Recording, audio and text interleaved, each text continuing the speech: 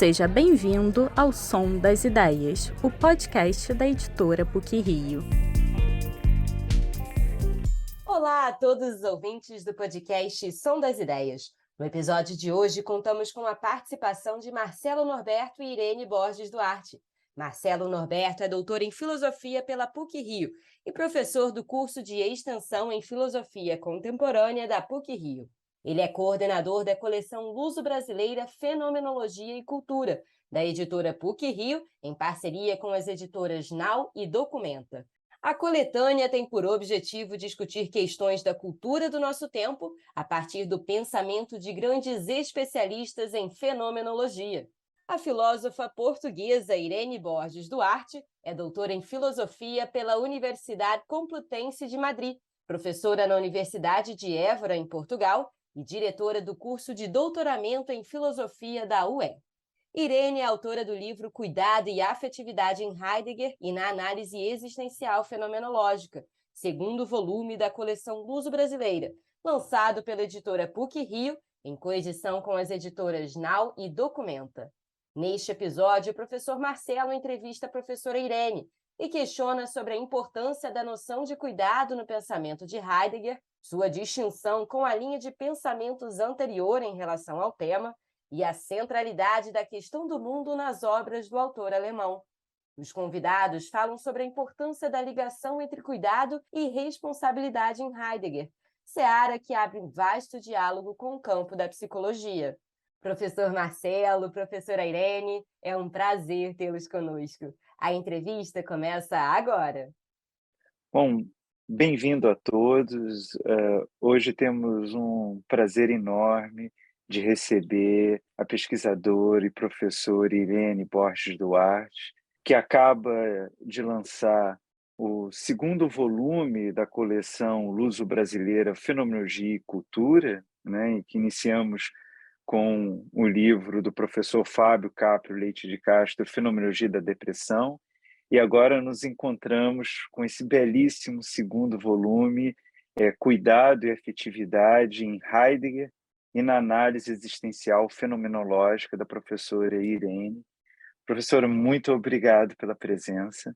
Sou eu quem agradece, naturalmente, ter a honra e o gosto de poder estar aqui em conversa convosco, além de ter tido o gosto de poder editar o meu livro nesta coleção que partilhamos, brasileiros e portugueses, em parceria, o que me parece especialmente frutífero para o nosso trabalho científico em geral e muito especialmente naquelas disciplinas ou naquelas formas de trabalhar que, como é o caso da filosofia ou da literatura, vivem muito fundamentalmente da língua em que se expressam, que neste caso é a língua que partilhamos. Com certeza. E a ideia desse encontro é um pouco apresentar aos leitores e leitoras o livro da professora Irene, que tenho certeza que, conhecendo, poderão se beneficiar enormemente, né? A coleção ela tem uma ideia original de trazer grandes especialistas em fenomenologia para discutir questões da cultura do nosso tempo, né? No sentido de basear-se num conhecimento rigoroso e profundo, acadêmico, mas que fale a nossa sociedade. Nesse sentido, ele não é um trabalho estritamente acadêmico, e o livro da professora Irene é magnífico nesse sentido, trazendo essa questão tão fundamental para nós, hoje em dia, do cuidado e da afetividade, especialmente num autor incontornável do século XX, Martin Heidegger. Professora, uma questão que eu gostaria de começar perguntando à senhora é a questão do cuidado. Foi uma questão que tomou antiguidade de forma muito preemente, e de alguma forma Heidegger retoma trazendo uma novidade, né? Uma participação nova sobre essa questão A senhora poderia falar um pouco para a gente sobre a importância, o impacto da noção de cuidado em Heidegger e a sua distinção com toda uma tradição antiga sobre o tema, por favor? É uma ótima forma de começar.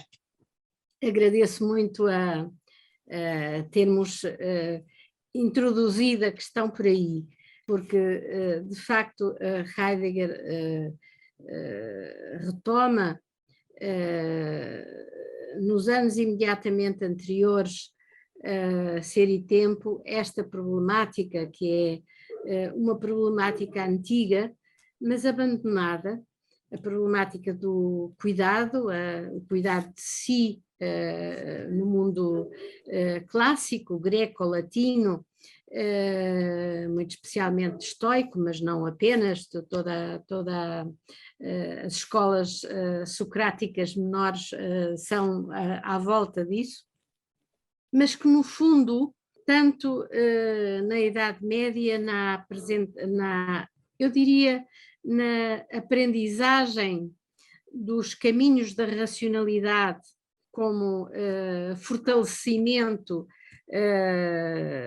daquilo que é a relação teológica, a relação com Deus, quer posteriormente na Idade Moderna, com a importância fundamental que a abordagem científica tem, científica agora entendida no sentido mais estrito do exato, que é permitido pela linguagem matemática na aplicação à compreensão do universo físico. Esse peso, por um lado, do teológico e, por outro lado, do científico na Idade Média primeiro e depois na Idade Moderna, apartam a questão do cuidado de si, que não seja estritamente na ordem da relação com Deus, não é? E então, de certa maneira, o cuidado desaparece enquanto conceito epistémico, não meramente epistemológico, mas epistémico, desaparece enquanto conceito para abordar um âmbito que no fundo fica fora, quer do teológico, quer do científico. O teológico tem em conta naturalmente a questão do cuidado, mas é apenas do cuidado dentro de uma relação com Deus e, portanto, não é exatamente a abordagem que existia no mundo latino e previamente no mundo helénico, daquilo que é a vida do ser humano, o ser humano no seu viver e na sua relação consigo próprio e com os outros. E eu começo justamente o meu livro, no fundo, por chamar a atenção para isso, que Heidegger retoma essa via, mas retoma de uma maneira específica, que é da tentativa de compreender a dinâmica existencial, vital, no sentido mais forte, mais ontológico da existência, e não meramente biológico ou sociológico, não é? E retoma-o para tentar encontrar aquilo que é o estar a ser do ser humano. O estar a ser do ser humano é cuidado.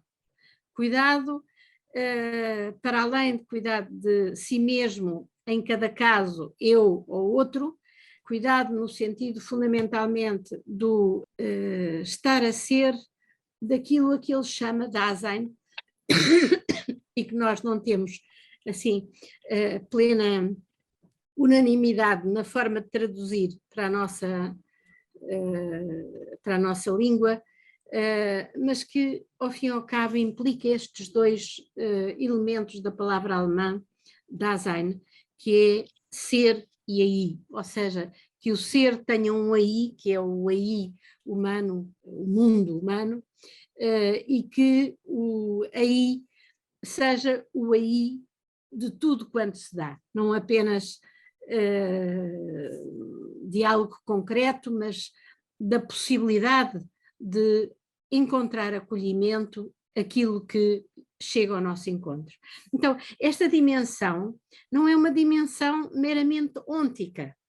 Essa dimensão meramente ôntica foi aquela que foi apanhada muito fundamentalmente pela Carol Gilligan, com uma obra certamente importante, como um marco, porque recupera, e num sentido muito protagonista,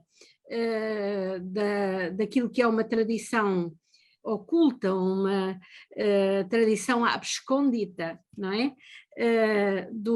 Da ética, que se deu mais no âmbito da realização do feminino, mas que, no fundo, talvez até por essa mesma razão, não chegou a ser aceita epistemicamente. Portanto, uma tradição do cuidado efetivo, fáctico, que é a realização da vida no cuidado de si mesmo e dos outros, que não diz nada durante séculos para a compreensão científica, seja pela via das ciências exatas, seja pela via do direito. Não esqueçamos, nunca esqueçamos, não devemos nunca esquecer que, do meu ponto de vista, que realmente a batalha moderna pela cientificidade se dá em duas linhas, que é, por um lado, a linha da físico-matemática e, por outro lado, o direito. É tão importante o direito como a físico-matemática, ou seja, a ciência da modernidade é físico-matemática e jurídica, direito, né? Não é? Jurídica, não é? Toda a relação, por exemplo, com os mundos, os novos mundos que a Europa de repente descobriu e que estão agora tão, esta relação, esta abertura está tão posta em questão, mas quer dizer, foi um problema na época, não é? É uma novidade na época, é autenticamente para a Europa, é uma descoberta. O mundo já existia, os europeus é que não sabiam, mas ao descobrirem, evidentemente, encontraram-se com o problema, como é que nós tratamos isto? Como é que nós englobamos, que é a mentalidade normal, não é só dos europeus, em todo o caso, como é que de alguma maneira fazemos lugar, fazemos aí para este ser, não é? E essa questão é realmente então importante porque, de certa maneira, aquilo que Carol Gilligan nos anos 80 vai tentar fazer é chamar a atenção para esta tradição oculta que não aparece nem ao nível do direito, nem ao nível, naturalmente, da físico-matemática, é? Mas que permaneceu dentro de uma tradição de cuidados especificamente, ou mais especificamente feminina. Ora, não é disso que Heidegger fala, mas Heidegger, antes dos anos 80, em 27, para termos isso em conta como ser e tempo, tratou muito especificamente dessa problemática que é que o ser do ser humano é cura, em latim, é cuidado. E é assim, eu defendo que se traduz cuidado, não é preocupação. Preocupação em alemão, a palavra alemã é Sorge, não é?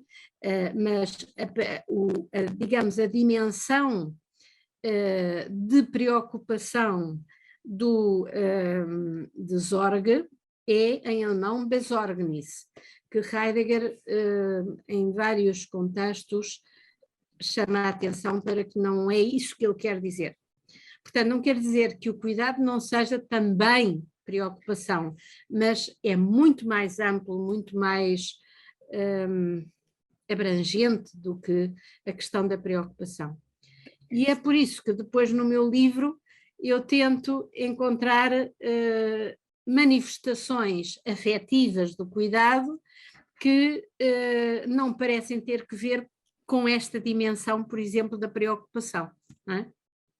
E é curioso porque essa distinção tão fundamental que a senhora chama atenção no livro, também do cuidado para não se converter em preocupação, tem uma questão de fundo muito interessante, de origem fenomenológica, que já está em Husserl, mas Heidegger dá uma luminosidade a essa questão e passa a ser tão estrutural ao pensamento dele, influenciando Sartre, Merleau-Ponty, Hannah Arendt e tantos outros, que é a questão do mundo, né? Como vivemos períodos da filosofia, do pensamento, onde o mundo ganhou uma dimensão de segunda ordem, né? Perde a sua dimensão central ao pensar, ao pensamento, né? Tem uma imagem linda que eu acho quase poética da Hannah Arendt, muito devedora a Heidegger, que ela vai falar de um duplo voo do homem, né? Para dentro de si e para fora do mundo, né? Essa perdição de mundo. E o pensamento do Heidegger é um pensamento onde o mundo volta a ser central em termos ontológicos, né? Se a senhora pudesse falar um pouco dessa importância, desse resgate, como Heidegger resgata a questão do mundo. No fundo, tem que ver diretamente com esta questão do cuidado, não é? Porque, aliás, quando começou a falar, eu estava a pensar que ia fenomenologicamente, tudo isto, na minha compreensão, tem lugar dentro de uma abordagem que é o caminhar fenomenológico, isto é, o caminhar do que aparece no seu aparecer basicamente em Ser e Tempo em linguagem, discurso, logos, não é? Eu creio que mais tarde vão aparecendo outras dimensões, como a dimensão da obra, né? A obra também passa pelo ser humano, também é uma forma de articular a compreensão, não é? Mas não é estritamente a palavra, mas passa pela articulação, que é o logos. Logos tem um sentido não só verbal, mas também de articulação de diferentes tipos, multifacetada. Bom, também inclui para mim o gesto e também inclui para mim o ato. Quando digo para mim, não é meramente para mim, é que leio em Heidegger, mas não se lê todo ao mesmo tempo, isto não é simultâneo, como todos nós vamos, quando escrevemos algo ou quando damos uma lição, ou mesmo nesta conversa, as conversas, dizemos nós em português de Portugal, são como as cerejas, não é? A gente vai colhendo as cerejas e vai comendo. E assim é, não é? De modo que é quando chega o momento de falar daquilo é que se fala daquilo, antes não houve ainda ocasião. Bom, mas o que eu queria dizer é, dentro deste caminho fenomenológico, eu estava à espera que me dissesse que o cuidado tinha que ver com a intencionalidade, porque é naturalmente uma das dimensões, não é a única, é a dimensão mais rica para Heidegger da intencionalidade, é esta intencionalidade de estar uns com os outros no mundo. Ou seja, para compreender o fenómeno husserliano da intencionalidade, não precisamos do mundo para coisa nenhuma. Não está lá.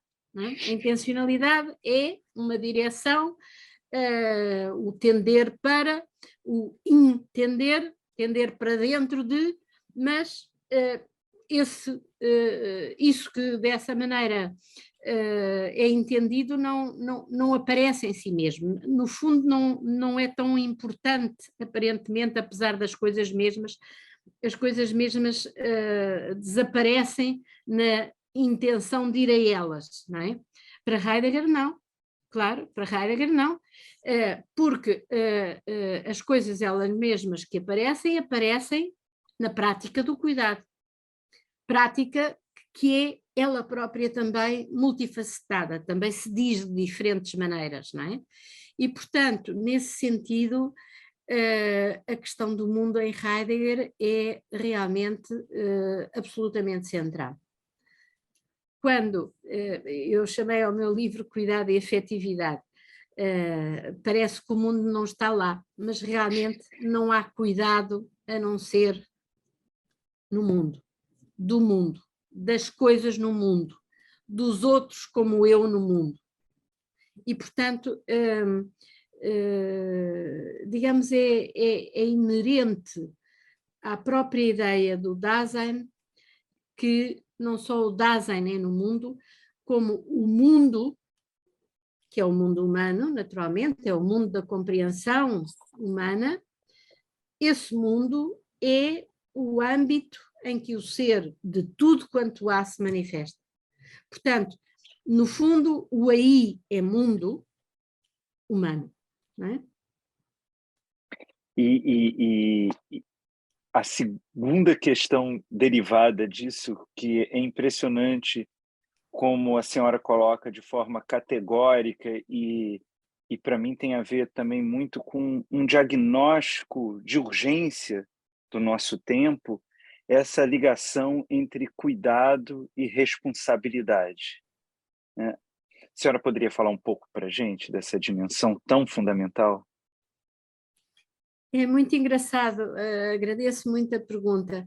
É muito engraçado porque alguns discípulos menos conhecidos como tal de Heidegger escreveram obras específicas sobre a responsabilidade. É muito conhecido Hans Jonas, não? O princípio de responsabilidade é uma transmutação e talvez mais pragmática do cuidado heideggeriano, não é? As variantes são várias, esta é uma delas que é mais conhecida. Mas é muito engraçado porque autores como Wilhelm Weichsel, que é conhecido por ser editor de uma das edições modernas de Kant, não é? Edição Weichsel. Weichsel tem uma obra sobre, que é a tese de, não sei agora, não posso dizer, não recordo se é a tese de doutoramento, se é a tese de habilitação, com Heidegger, como discípulo de Heidegger, que é sobre a responsabilidade. Eu tenho aqui atrás, deixe-me aqui ver, porque eu ando com vontade de fazer. Ora, aqui está mesmo, isto não se pode ver no podcast, mas é assim, é Das Wesen der Verantwortung. Porquê que Walter Bimmel também trabalha a questão da responsabilidade? Porquê que estes discípulos diretos de Heidegger, menos famosos nessa condição que outros, mas nem por isso menos discípulos, trabalharam especificamente isto? Porque realmente a questão do cuidado tem extensões, tem aplicações, tem contextos. E uma vez que o cuidado é também sempre, ao mesmo tempo, isto em fenomenologia nós falamos de correlações, estamos sempre a falar de correlatos, não é? Portanto, dependendo do correlato, encontramos uma manifestação ou outra. A responsabilidade é uma dessas manifestações correlativas em relação não só ao outro ser humano, portanto agora num sentido mais concreto, mais ôntico, não é? Este ser humano e aquele outro ser humano, que é, por exemplo, como trabalha Sartre, não é? Que tem em conta mais o ôntico do que o ontológico, não quer dizer que não tenha em conta o ontológico, mas quer dizer parte do ôntico. Heidegger, ao contrário, parte do ontológico, mas chega ao ôntico, não é? Porque sem ôntico não há um ontológico. O ontológico é aquilo que se dá sobre a base do efetivamente ôntico.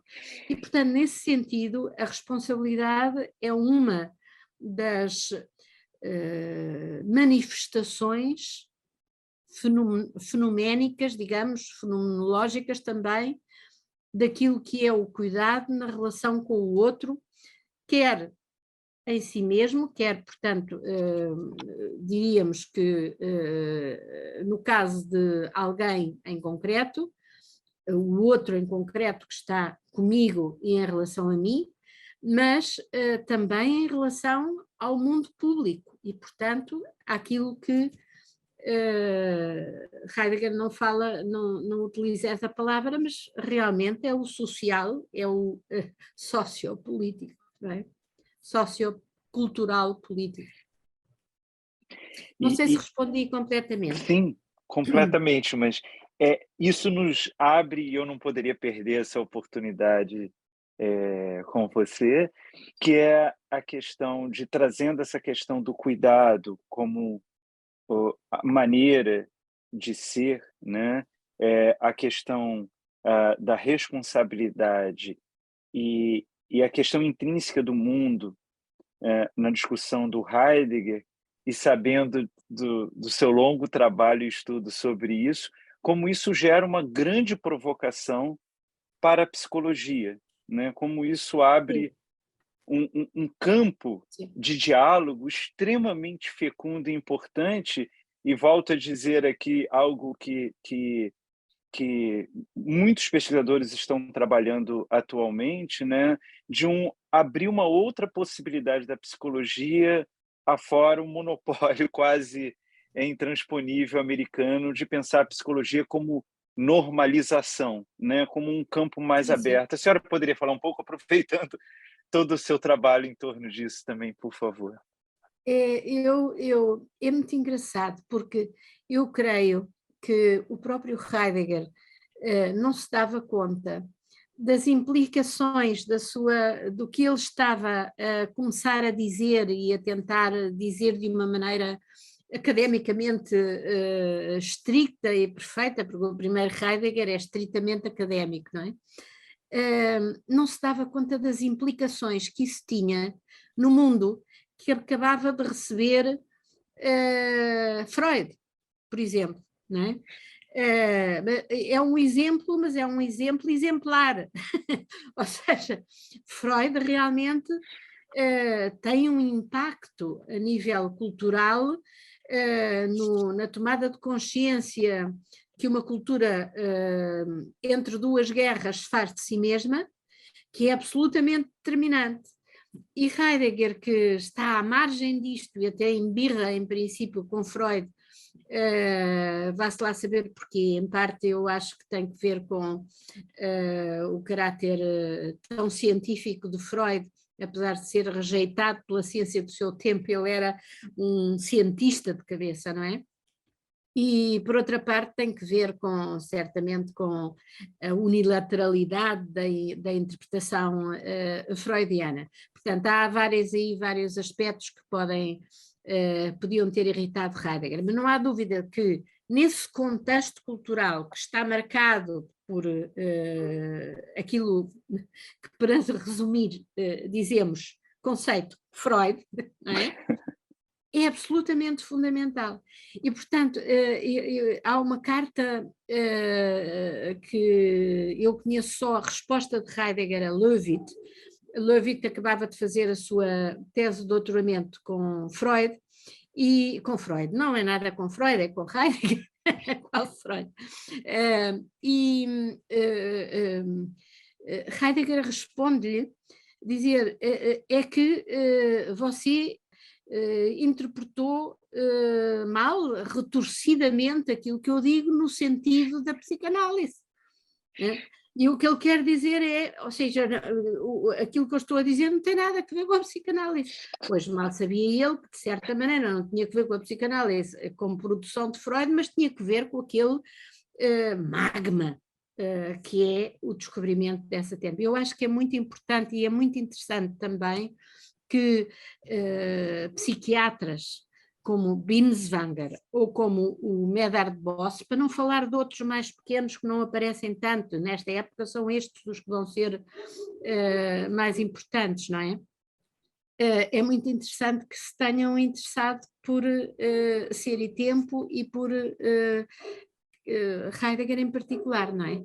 Ou seja, não há dúvida que é uma compreensão que não parte da observação como objeto de estudo do sujeito psicológico, mas é a necessidade que um ser humano, que um Dasein em exercício, tem de poder encontrar o mundo onde enquadrar aquilo que acontece, onde enquadrar a dinâmica do cuidado de cada vida em particular, não é? Eu acho que é muito importante realmente ter isso em conta, não sei se isto responde bem à sua pergunta, mas penso que é uma das razões pelas quais ainda não morreu esta linha de trabalho existencial, da análise existencial heideggeriana. Muito obrigado. E já encaminhando já para o final da nossa conversa e podendo aproveitar esse movimento duplo tão raro numa obra, no seu livro, de momentos de profundidade teórica, mas essa profundidade teórica ela sempre abre um caminho para uma reflexão contemporânea, né? Mas fazendo esse caminho, aproveitando até a citação que a senhora fez, se a senhora poderia falar um pouco tão interessante que permeia em alguns pontos dos discursos e amor entre Heidegger e Binswanger, pudesse dar algumas notas só para os leitores terem já uma dimensão do que vão encontrar, por favor. Sim, a mim marcou-me sempre, agradeço também a orientação nesse sentido, a mim marcou-me sempre essa frase de Heidegger, de alguma maneira descartando, pondo à margem a abordagem de Binswanger, que contrastava ou queria contrastar essa leitura do cuidado no sentido muito da preocupação do viver, a preocupação do viver estando ocupado e enfim tendo que fazer aquilo que temos que fazer e que nos exige nos dias de trabalho, ou seja, ainda não estava propriamente a falar do stress, mas tem que ver com essa linha, não é? Pré-stress, o pós-stress vem depois. Essa linha, essa interpretação de Binswanger é uma interpretação muito corrente nessa época. Além disso, é uma época terrível, porque é a guerra o entre duas guerras e o antes e o depois, isto é, uma guerra e a outra guerra. Esse tempo é um tempo terrível no mundo, muito especialmente no mundo europeu, onde a guerra teve lugar, não é? Então, interpretar o cuidado nesse sentido mais restrito, que de alguma maneira marcou a interpretação, não só de Binswanger, mas de muitos outros, da primeira recepção de Heidegger, até porque ele foi falar da angústia, e claro, nós não relacionamos a angústia, por exemplo, com o bom humor, não é?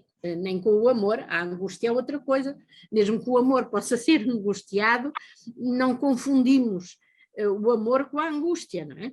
Portanto, essa linha, no fundo, é a possibilidade de entender um Heidegger limitado a um âmbito marcado pela dificuldade, pela luta, pela marca da existência no sentido do que também tem que ver com isto e apareceu no primeiro momento do ser que dizemos para a morte.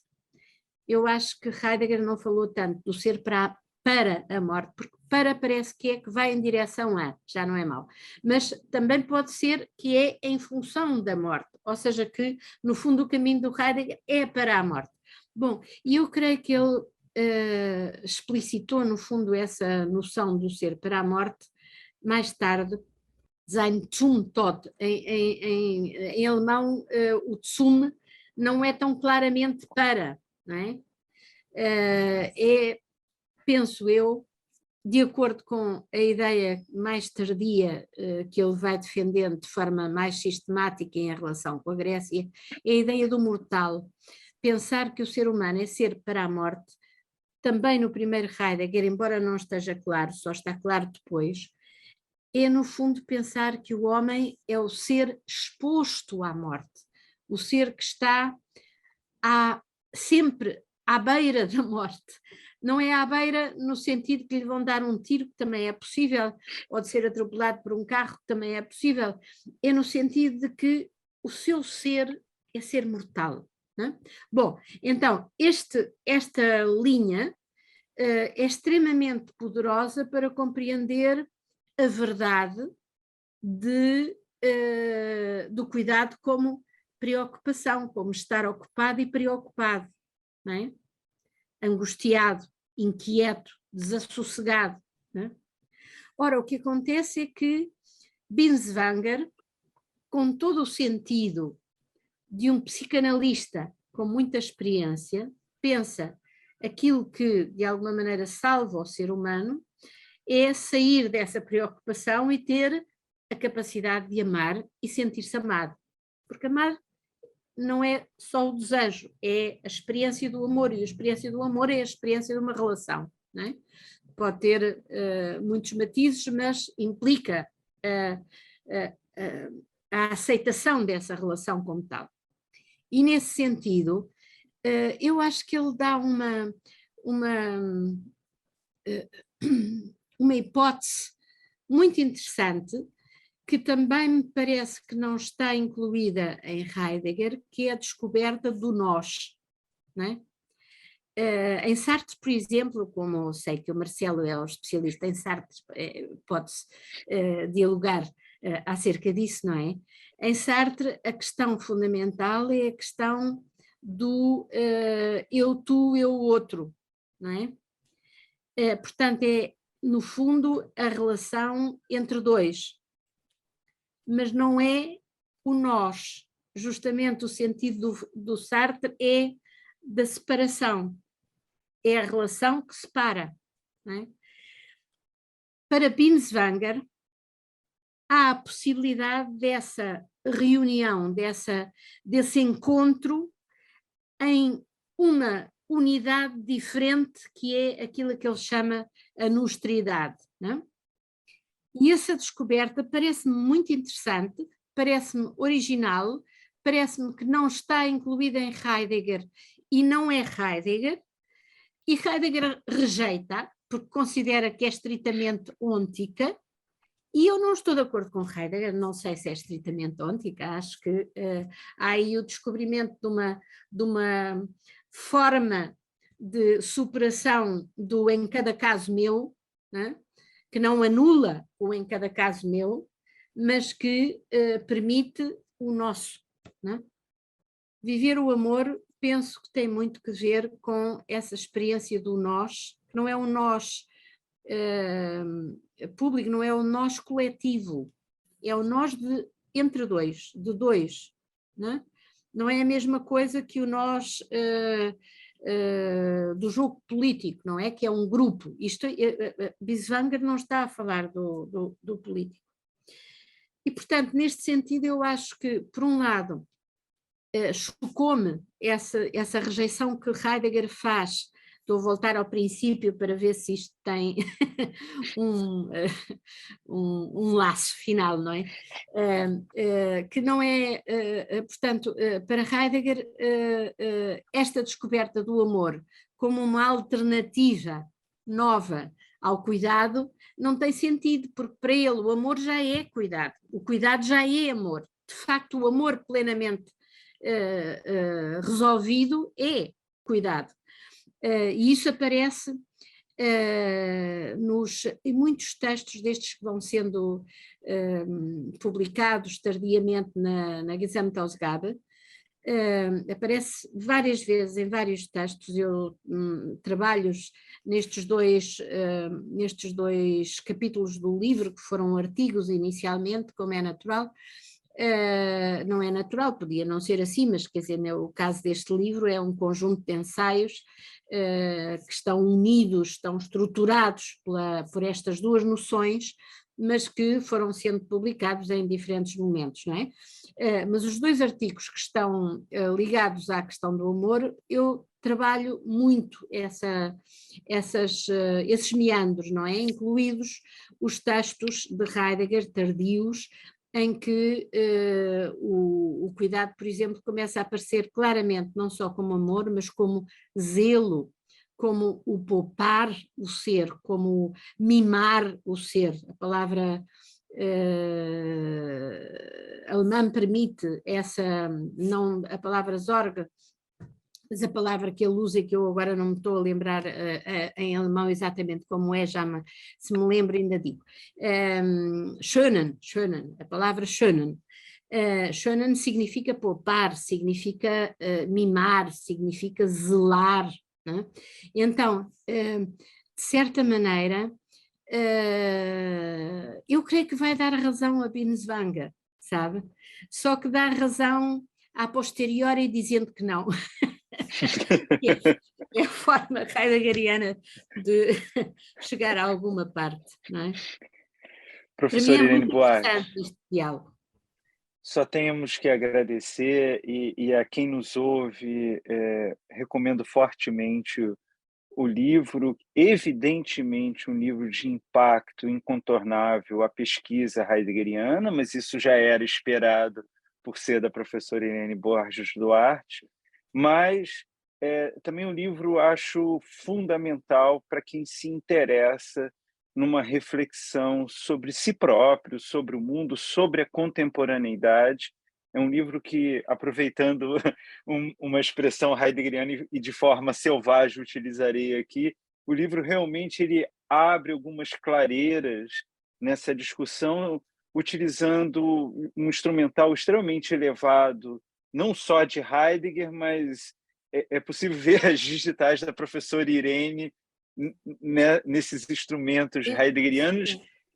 E não falo isso simplesmente como coordenador da coleção, que tenho muito orgulho de coordenar junto com meus queridos amigos professores André Barata e Fernando Gastal, porque de fato é o livro. Então, professora Irene, muito obrigado mais uma vez.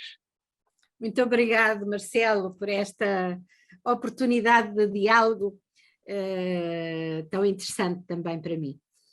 A editora PUC-Rio agradece a presença dos convidados Marcelo Norberto e Irene Borges Duarte no nosso podcast falando sobre o livro Cuidado e Afetividade em Heidegger e na Análise Existencial Fenomenológica, lançado pela editora PUC-Rio em parceria com as editoras Nau e Documenta.